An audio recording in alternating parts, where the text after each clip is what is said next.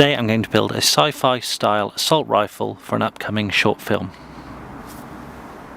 I'm going to use this handle from a vacuum cleaner as the main part of the gun. As you can see, this already has a built-in handle. I've got some metal channeling which is used for mounting gypsum wallboards. I've got two pieces. I'm going to mount this above and below the barrel. So the next stage is to cut the plastic, which will allow me to slide the bottom part in place. I've cut a slot in either side of the plastic part of the handle, which simply allows me to slide the channeling up and it grips in place with friction. The next step is for me to mount the top part of the channel to the lower part to form a rectangle. I'm just using some masking tape to hold the gun together at the moment. This is because I'm going to bolt some other pieces to the gun. This will be more easily done when those pieces are separated. I've got a magazine from an old Bren gun. I'm going to mount this vertically in the top of the gun by simply cutting a slot in the top part of the vacuum cleaner tube. The magazine has been mounted in the top by cutting a hole in the top piece of the gun and simply sliding it in. I've decided I'm going to keep the end piece of the vacuum cleaner tube as a stock, so I'm going to need to mount a handle on the gun. So I've taken a plastic child's toy, I've cut it up slightly, and I'm now going to mount this underneath the magazine. So to mount it, I'm going to cut a hole in the bottom of the gun and slide this in place. I cut a channel in the bottom part of the gun, I've attached the plastic handle and bolted this in place. I've used a few additional pieces of plastic and epoxy putty to strengthen the handle and to fill in some holes. I've neatened up all the joins between the plastic and the metal by filling the small gaps using some epoxy putty. To give the gun a more sci-fi look, I want to bulk out the end of the stock. So to do this, I'm going to use this clipping Tupperware container. So I'm going to cut a hole in the back and a hole in the front, thread this over the barrel.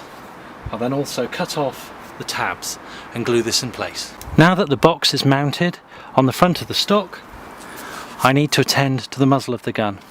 I've got the end piece from a plastic toy gun and I'm simply going to mount this on the end. I've filled the plastic container with an expandable foam spray to give it a bit more support. I've taken a flat piece of metal and bent it into right angles. I've also glued a cap into the end of the pipe to seal it off. I'm going to mount this at the back end of the handle to make a shoulder stock. I've rounded off the plate at the end to make it more comfortable. I've also glued another metal plate to the side where I'm going to mount an oil pressure gauge. And at the front, I've mounted a slide section from a plastic gun which will allow me to add a laser pointer. On the reverse side, I've glued a metal plate which will allow me to add some text and a company logo and a small plastic flap for additional detail. I sanded the whole piece so that the paint will stick to it better.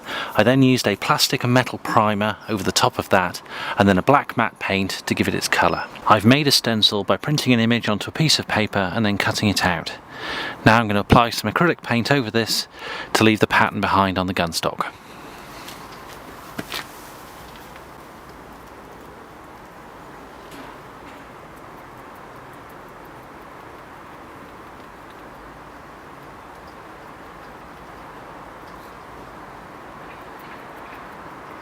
As well as the front stencil, I've added some other smaller stencils around the gun for decoration. I've glued an old oil pressure gauge, probably from an aeroplane, on the side of the gun for additional decoration. I've added some more stenciled detail to the far side of the gun and also put a name on the nameplate here.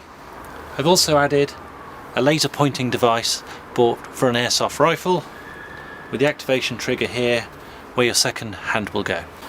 I've strapped a small LED torch to the front under the barrel, just using a piece of rubber strapping, and bolted that in place, and then added a carrying strap over the top using a strap at the front and bolting it to the handle at the back. This will make it both easier to carry as a prop but also to use when we make a short film with it.